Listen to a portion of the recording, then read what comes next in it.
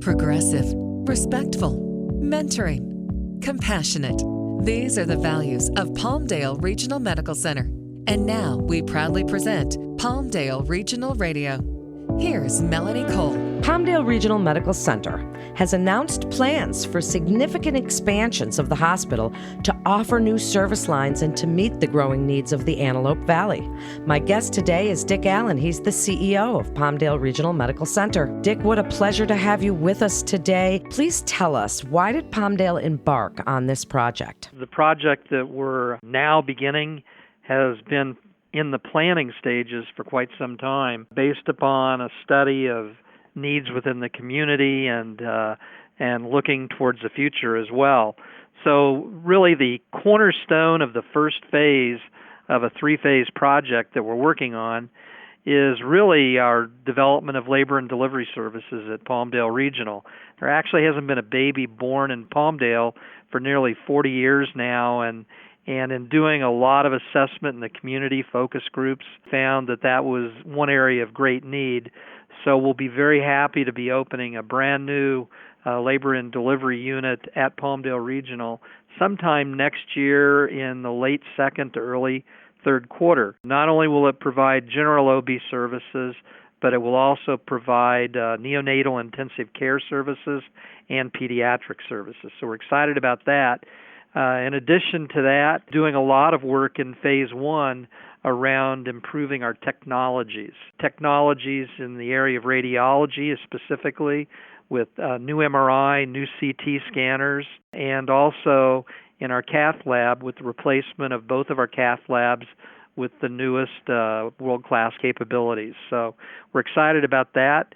Along with that, and along with general growth, we also have to do some growth in some of our ancillary areas, such as the pharmacy, laboratory, and even support areas like our sterile supplied areas to ensure we have sufficient space to allow our team to do their work in the fashion that we like them to work. How exciting. And you got to some of my questions before I asked them, so thank you so much for that. So tell us a little bit about how this expansion will affect and benefit patient care. You mentioned the new maternity labor and delivery unit.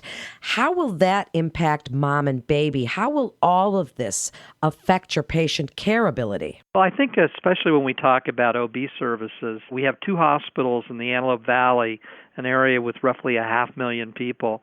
And the Palmdale area is actually the largest community, or one of the largest communities in the country, without its own OB program. So this will provide services closer to home for a lot of those expectant moms, along with their babies. So we're excited about that, and also recognize that to this point in time, nearly 1,200 mothers drive down the hill into the LA basin to deliver their babies now. So we're hopeful that as we open this service up, that many of them will choose to stay in the Antelope Valley, certainly make it a much shorter drive from home to hospital. So that's great for patients. And how about your staff? Dick, how is this expansion going to affect the way your staff gets to take care of patients? Well, I think in terms of our staff, I don't believe will be impacted any way other than the way they already provide services. We already are recognized by Leapfrog as a B hospital in terms of Leapfrog scores, and they do an exceptional job of patient care on a day-to-day basis. They're as excited as the community is with the expansion, because many of them want to have opportunities to work in new areas or return to areas they might have worked in the past. From a patient care point of view, particularly as it relates to our team, they're very excited, and if anything, it just gives them greater opportunity. So when will the new buildings open, and when will the expanded or relocated portions of the existing hospital space be operational? Majority of our programming that we're working on will be operational within the next 12 months. Our phase one strategy, which also includes the addition of a new floor for spine, orthopedics, and bariatrics, is slated to open within the next 36 months, as well as an additional pod to our ICU, which will bring us from 24 to 32 beds in our intensive care unit.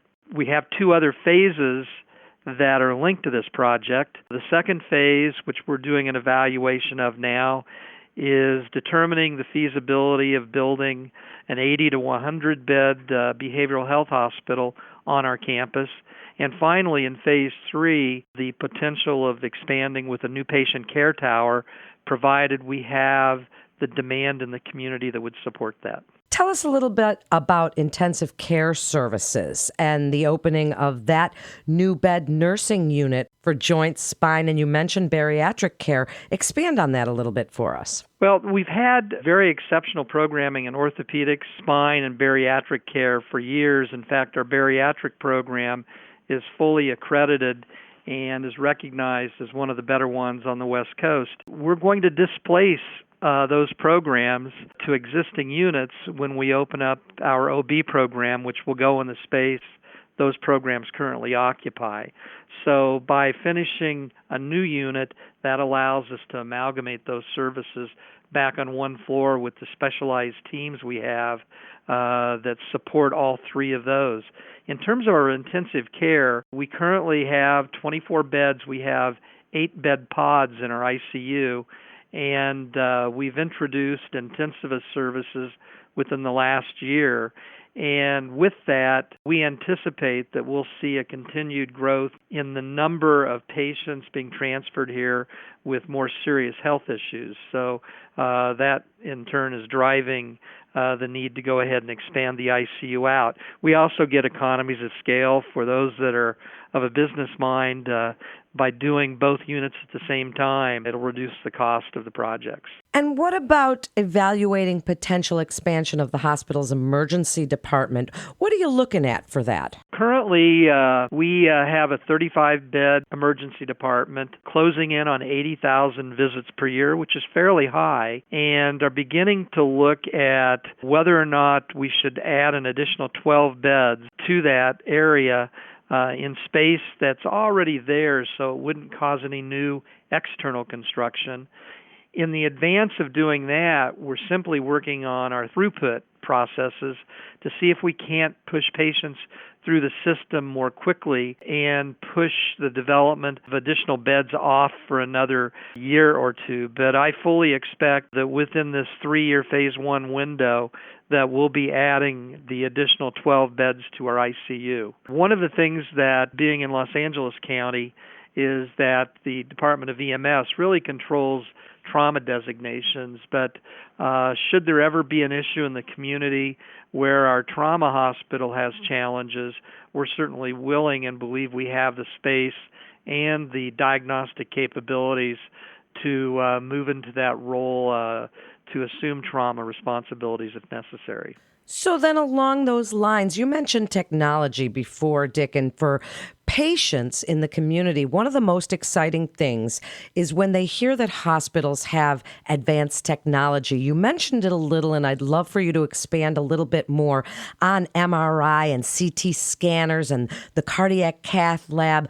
Tell us about what's really exciting. What excites you about that? Well, I think that the most exciting thing, especially in the world of CT scanning, is that you're able to begin to apply applications technologically which focus on certain things more so than others. So we may have one of our scanners that is more focused on the heart and may have another one that's more focused on tissue, breast tissue, things such as that. With the new scanners we're bringing in, they're effectively 256 slice scanners.